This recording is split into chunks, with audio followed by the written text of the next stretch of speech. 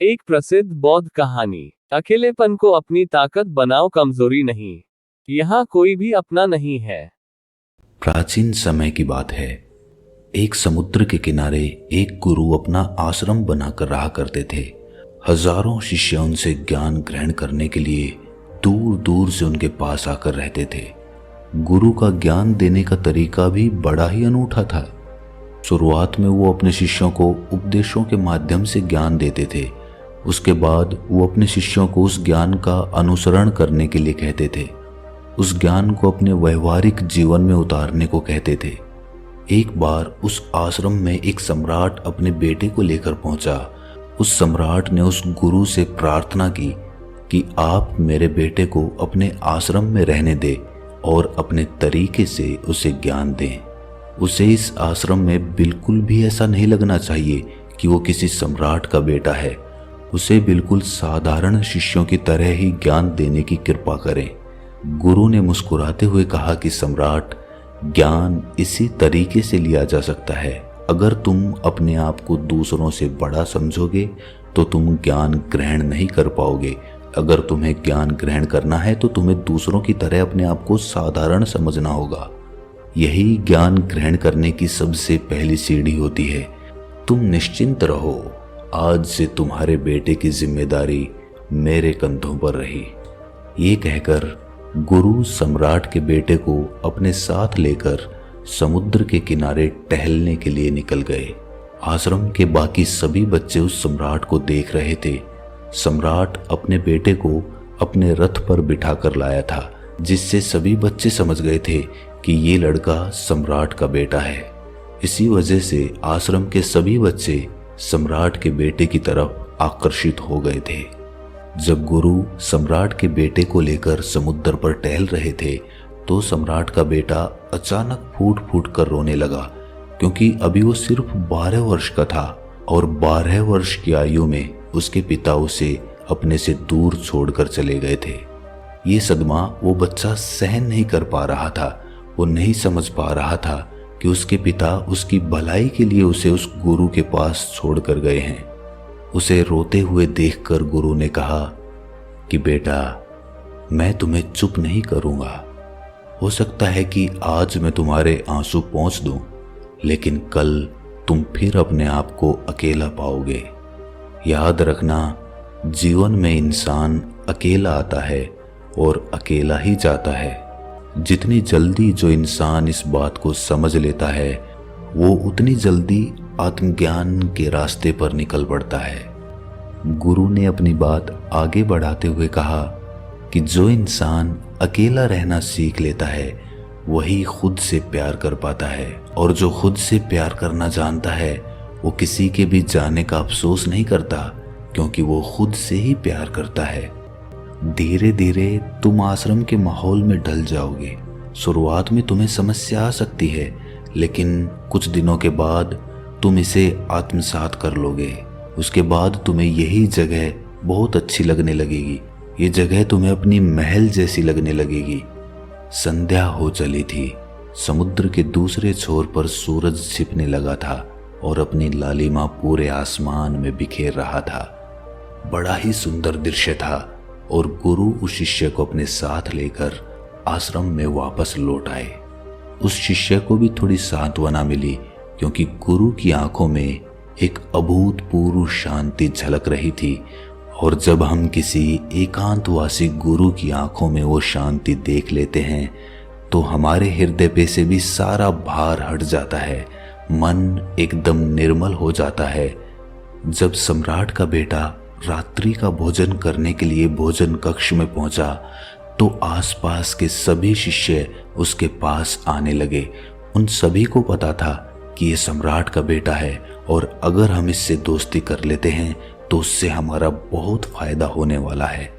यही सोचकर आश्रम के ज्यादातर बच्चों ने उसे घेर लिया था। बस कुछ बच्चे जो अकेले रहने का महत्व समझते थे, जो दिखावे में विश्वास नहीं करते थे, वो उस सम्राट के बेटे के पास जाने की बजाय अपना पूरा ध्यान खाने पर लगा रहे थे और एकांत में बैठकर अपना भोजन कर रहे थे। कुछ दिनों के बाद सम्राट के बेटे की आश्रम के ज्यादातर बच्चों के साथ दोस्ती हो गई। अब वो आश्रम में उन बच्चों के साथ घूमता, उन्हीं के साथ अपना ज्यादातर समय बिताता। आखिरकार सम्राट का बेटा था, सुख सुविधाओं में पला बढ़ा था। आसपास बहुत से दास और दासियां होते थे। आसपास अपने मित्रों से घिरे होना, वही दिनचर्या उसने इस आश्रम में भी अपना ली थी। ऐसा नहीं था कि गुरु को ये सब पता नहीं था, पर गुरु उसे अलग तरीके से ज्ञान देना चाहते थे। बच्चों को ज्ञान आप उपदेश देकर नहीं दे सकते, उन्हें साक्षात्कार कराना पड़ता है। उसके बाद उन्हें वो बात समझ आती है जो आप समझाना चाहते हैं। गुरु को ये बात पता थी कि अगर मैं इसे बोलकर बताऊंगा तो ये कभी समझ नहीं पाएगा, मुझे इसे दिखाना पड़ेगा, इसे एहसास कराना पड़ेगा कि अकेले रहने से ही तुम अपनी शक्तियों को जान पाओगे। ये सीख देने के लिए गुरु एक दिन उस शिष्य को अपने साथ एक पहाड़ी की चोटी पर ले गए। पहाड़ी पर पहुंचकर गुरु ने उस शिष्य से कहा कि अब तुम्हारा ज्ञान पूरा हो चुका है, बस एक आखिरी रात तुम्हें यहाँ पर बितानी होगी। उसके बाद अगले दिन शाम को मैं तुम्हारे राजमहल में तुमको पहुंचा दूंगा। वो बच्चा तो ये सुनकर बहुत खुश हो गया कि अब मैं वापस अपने राजमहल चला जाऊंगा, फिर से मेरे दास और दासियां, सारी भोग की वस्तुएं मेरे पास होंगी। उस शिष्य ने गुरु से पूछा कि गुरुजी, मुझे आज रात आप यहाँ पहाड़ी पर क्यों छोड़ रहे हैं? आखिर मुझे कौन सा आखिरी ज्ञान यहाँ से मिलेगा? गुरु ने मुस्कुराते हुए कहा कि यहाँ पर चट्टान के पीछे तुम्हें छिपकर बैठना होगा। यहाँ पर रोज रात को एक बाज आता है, तुम्हें उस बाज को देखना है, बड़ी गौर से देखना है, हर गतिविधि देखनी है। और उस बाज को देखने के बाद अगले दिन अगर तुम उस बाज की खूबियां मुझे बता पाए तो मैं तुम्हें तुम्हारे राजमहल वापस भिजवा दूंगा। और हाँ, सुबह आने से पहले एक बात पर और ध्यान देना है। एक चरवाहा यहाँ पर अपनी भेड़ों को चराने के लिए आता है, तुम्हें उन भेड़ों की गतिविधियां भी देखनी है। याद रखना, बाज की गतिविधि रात को और भेड़ों की गतिविधि सुबह। अगर तुम दोनों की गतिविधि ध्यान से देखकर मुझे बता पाए तो तुम इस आश्रम से हमेशा के लिए आजाद हो जाओगे, तुम्हारा ज्ञान पूरा हो जाएगा। मैं तुम्हारे पिता को कह दूंगा कि ये बच्चा हमारे आश्रम का सबसे ज्ञानी बच्चा है। ये कहकर गुरु अपने आश्रम में वापस लौट आए और वो बच्चा वहीं पर उस चट्टान के पीछे खड़ा हुआ उस बाज का इंतजार करने लगा। काफी वक्त बीत जाने के बाद वहां पर एक बाज अपने बच्चों के साथ पहुंचा। सम्राट के बेटे ने पूरी रात उस बाज की गतिविधि बड़े ही ध्यानपूर्वक देखी और सुबह होने के बाद जब चरवाहा वहां पर अपनी भेड़ों को लेकर पहुंचा तो उसने एक अभूतपूर्व दृश्य देखा।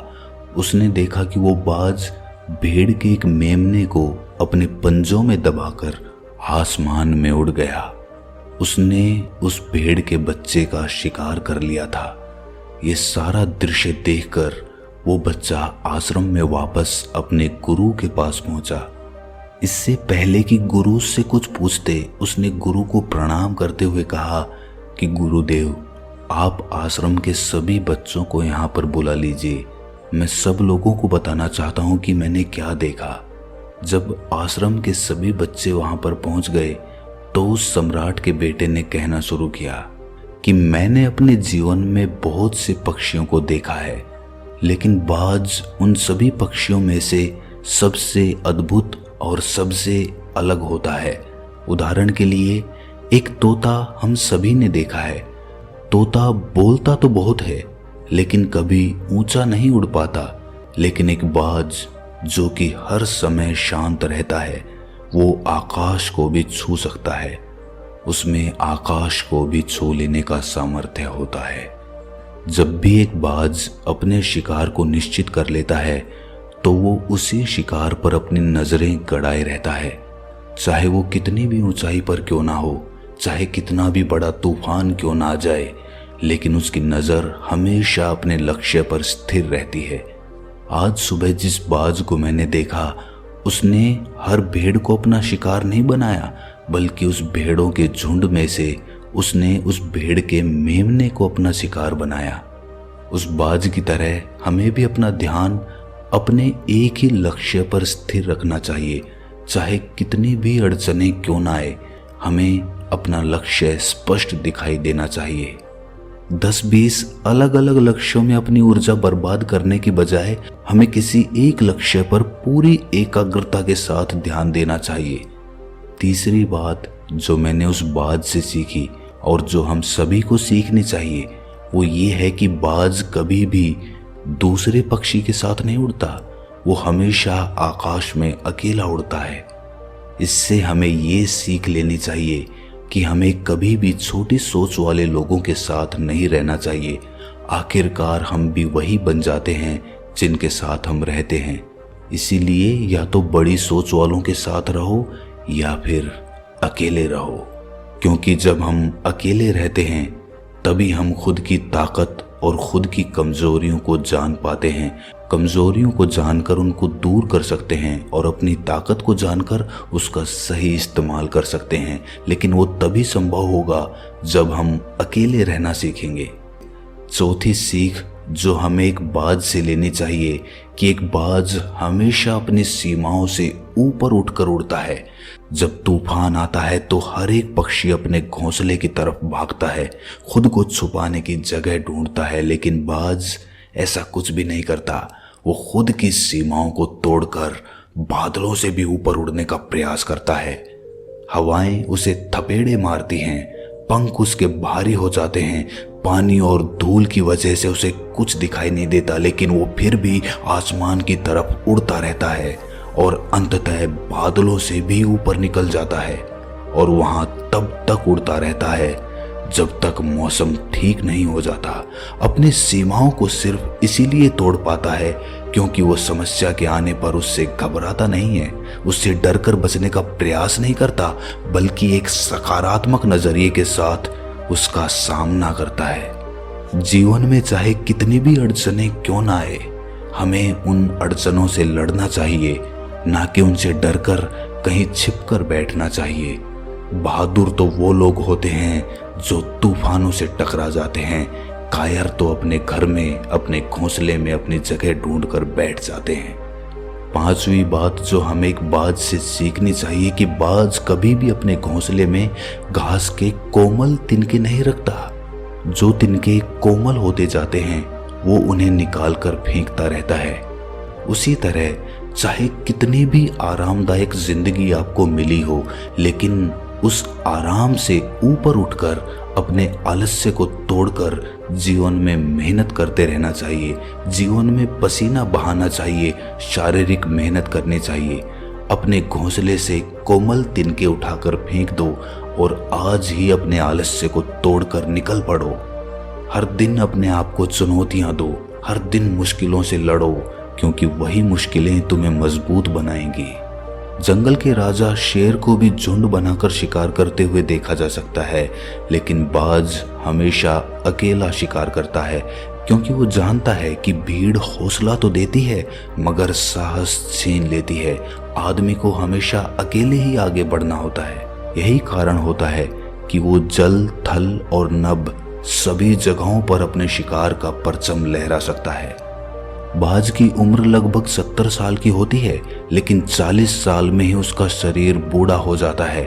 नाखून उसके पैरों में धंसने लगते हैं, पंख उसके शरीर में चिपक जाते हैं, उसकी चोंच मुड़ जाती है, उसका शरीर भारी हो जाता है। ऐसी स्थिति में शिकार करना तो क्या, उड़ने की भी हालत नहीं रहती उसकी। ऐसे में उसके पास सिर्फ 2 विकल्प होते हैं। पहला, या तो वो खुद की इस अवस्था को स्वीकार कर ले और भूखा प्यासा मर जाए, या किसी दूसरे जानवर का शिकार बन जाए।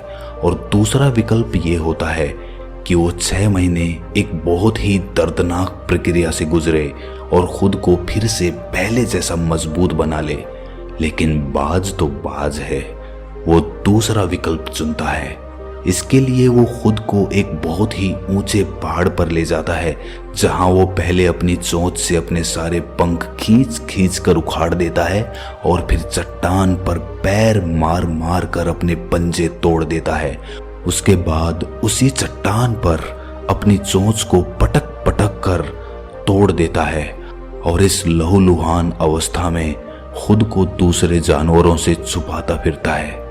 अगले 6 महीने तक वो इसी दर्दनाक प्रक्रिया से गुजरता है और इंतजार करता है नई चोंच, नए पंख और नए पंजों का। तब फिर वो अपनी नई जिंदगी शुरू करता है और निकल पड़ता है अपने शिकार पर और अगले 30 सालों तक फिर से राज करता है। इसीलिए समय आने पर हमें भी अपनी पुरानी आदतों को छोड़ना पड़ता है और कुछ नया सीखना पड़ता है। समय के साथ बदलना पड़ता है, अपने आप को तैयार करना पड़ता है, वरना हमारा भी शिकार हो सकता है, हम भी पीछे रह सकते हैं। इसके बाद सम्राट के बेटे ने भेड़ों की विशेषता बताते हुए कहा कि भेड़ हमेशा झुंड में चलती है।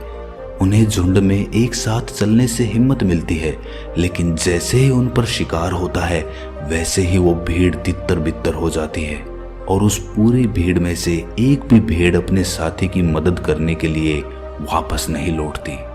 इससे हमें ये सीख मिलती है कि हमारे साथ कितने भी लोग खड़े हों, किसी पर भी यकीन नहीं करना। यकीन करना तो खुद पर करना, क्योंकि बुरा समय आने पर वो भीड़ कब तितर बितर हो जाएगी आपको पता ही नहीं चलेगा।